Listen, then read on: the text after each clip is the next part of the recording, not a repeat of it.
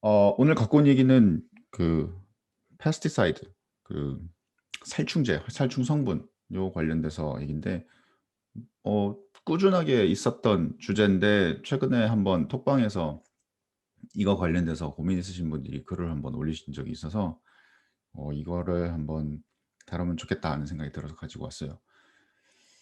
자, 그러면 이게 뭔가 이 살충제인데, 그러니까 우리가 보통 생각하는 살충제는 이제 뭐 제초제나 아니면 뭐 벌레를 죽이거나 뭐 모기향이거나 뭐 어떤 벌레 기피제거나 뭐 이런 분류인데, 이제 이게 왜 문제가 되냐면, 뭐 내가 살충제를 팔면 뭐 상관이 없는데, 살충제를 팔지도 않는데 이게 내 제품이 살충제라는 이런 오해를 사서 제품의 리스팅이 뭐 닫히고, 그리고 아마존에서 관련된 증빙을 요구하는 이런 사례들이 이렇게 있어서, 이럴 이런 케이스가 이제 생기면 이제 셀러분들이 이렇게 대응을 하기가 조금 애매해지는 이런 상황이 됩니다. 보통 페스티사이드로 구분이 되면 이 관련된 문서를 제출하기 전까지는 리스팅을 수정할 수 있는 권한이 없어지는 경우가 생기거나, 아니면 아예 리스팅 에딧 자체가 접근이 안 돼서 뭐 이렇게 진행이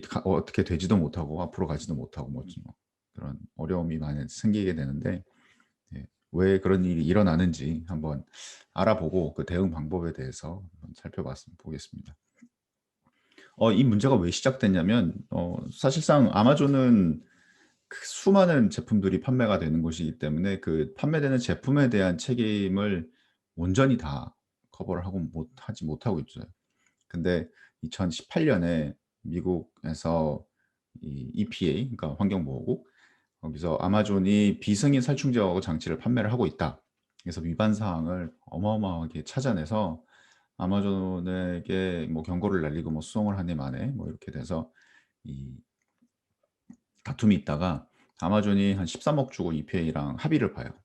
그 합의를 보고 2013 년부터 16 년까지 판매된, 이거 판매된 금액이 이렇게 요거밖에 안 된다는 게 좀 이상하긴 한데, 하여튼 그 3-4년 동안 판매됐던 제품들을 환불을 해 줍니다.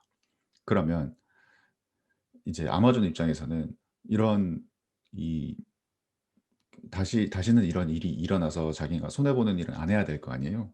그래서 인제 생각을 해낸 게, EPA에서 얘기하는 어떤 규정들을 지켜서 이 셀러들이 이런 살충 성분이 있는 제품이나 살충 역할을 하는 이런 제품들을 판매를 하지 못하겠다, 뭐 이렇게 얘기가 나옵니다.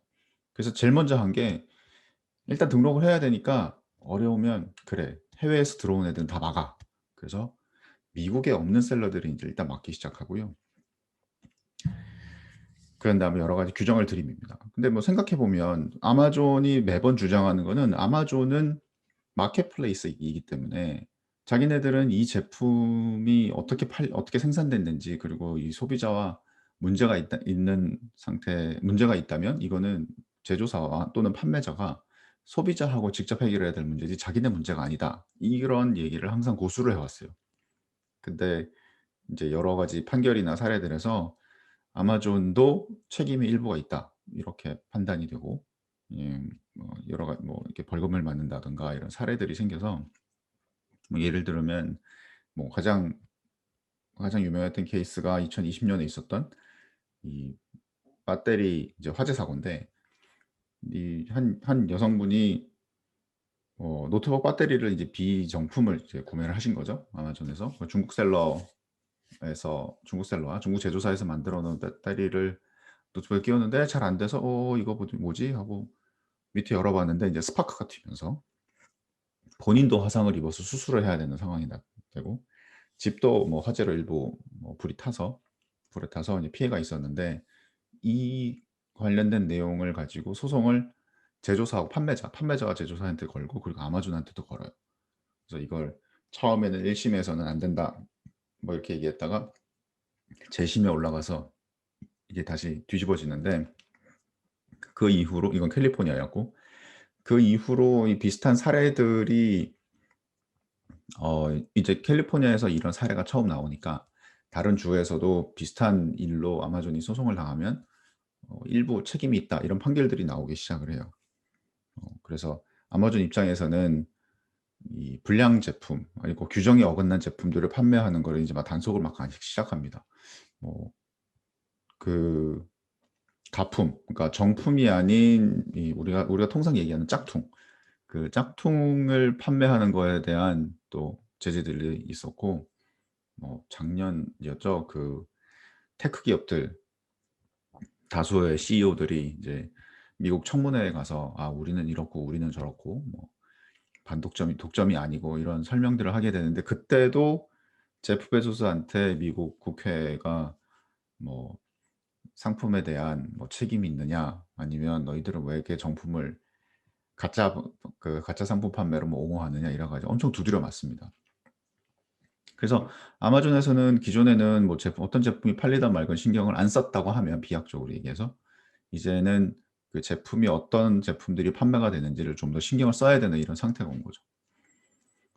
그래서 이제 다시 살충제로 돌아가서 살충제를 이제 구분을 하는 미국 기준은 이 굉장히 오래된 법이랍니다. 이 FIFRA라고 하는 연방 법이 있는데 이 법의 규정에 대한 어 규정에 의하면 살충 기능이 있거나 살충 성분이 있거나 이 두 개가 일단은 기본적으로 해당이 되고 좀 억울한 거는 고객이 살충용으로 사용된다고 판단이 되었을 때 그때도 "이 제품은 뭐 살충제다." 뭐 이렇게 얘기를 해요. 보통 인제 법은 1 번, 2 번인데 법에서는 인제 1 번, 2 번만 이제 얘기를 하는데 이 EPA 교육 사이트에 들어가면 한 30 분짜리 온라인 교육이 있는데 거기 들어가면 이 세 번째 항목도 있습니다. "고객이 제품을 살충용으로 사용을 한다."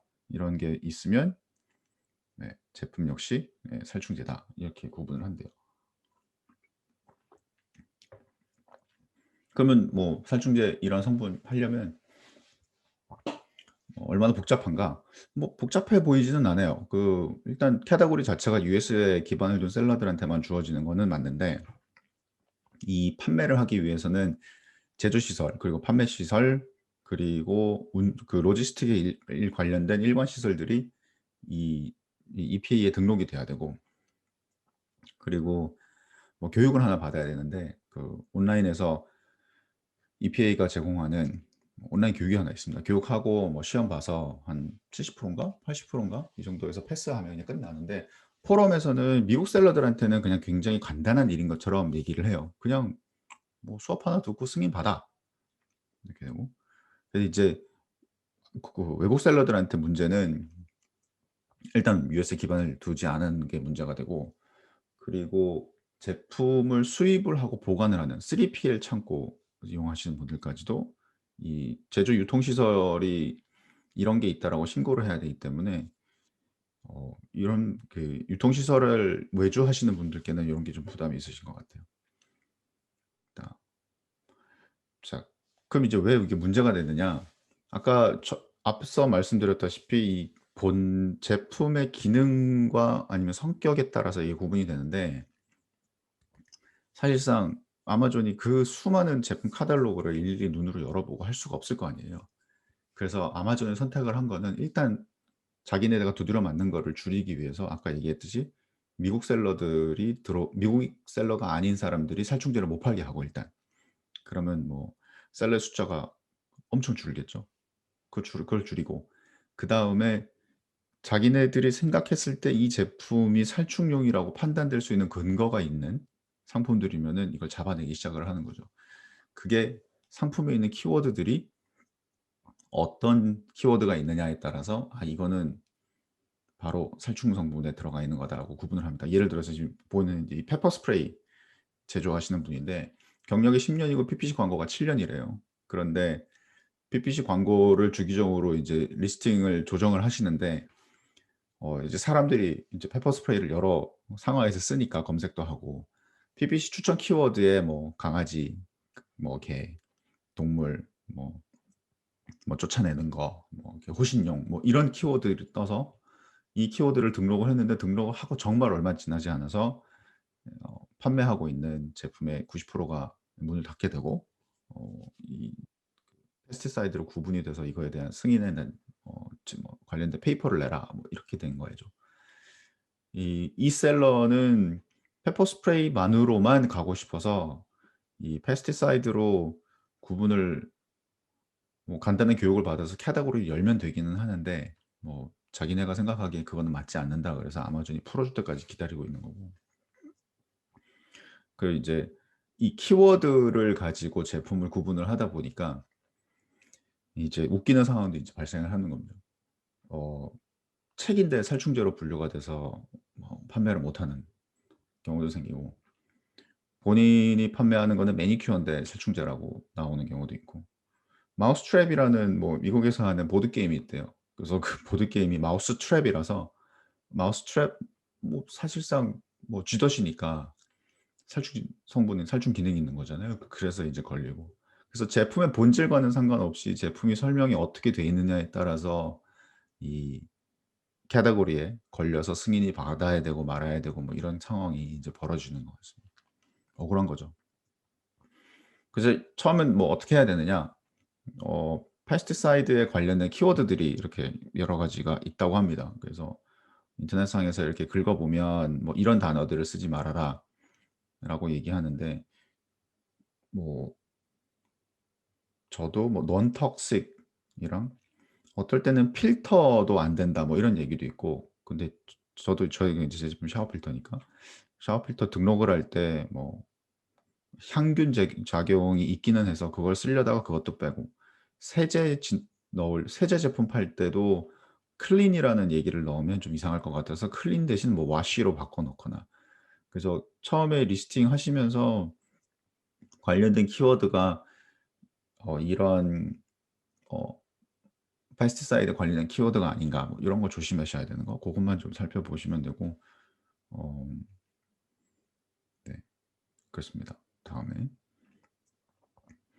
어 만약에 그렇게 페스티사이드에 문제가 돼서 걸리면 이제 대표적으로 된다고 하는 방법이 이제 리스팅 정보를 엑셀로 그냥 덮어 씌우기를 하는 거. 예. 우리 그 인벤토리 플랫 파일이라고 하는 엑셀 파일을 다운 받아서 기존에 있던 정보들이랑 카테고리를 다시 수정을 해서 업로드를 하면 카테고리가 바뀌게 되니까, 그렇게 해서 뭐 바꿔 나가기 시작을 하면 되지 않을까 그 생각이 듭니다. 음 네. 혹시나 이제 그 관련돼서 이 내용들 살펴보셔야 되는 분들은 요 EPA 사이트에 들어가셔서 한번 보시면 되고, 네. 어차피 해외 미국이 아닌 국내에 기반을 두고 있는 셀러들은 이 내용에 이제 해당이 안 되니까, 네. 키워드 조심하시고 혹시 당하게 되면 플랫 파일로 잘 정리를 하시면 되겠습니다. 고맙습니다. 이상입니다.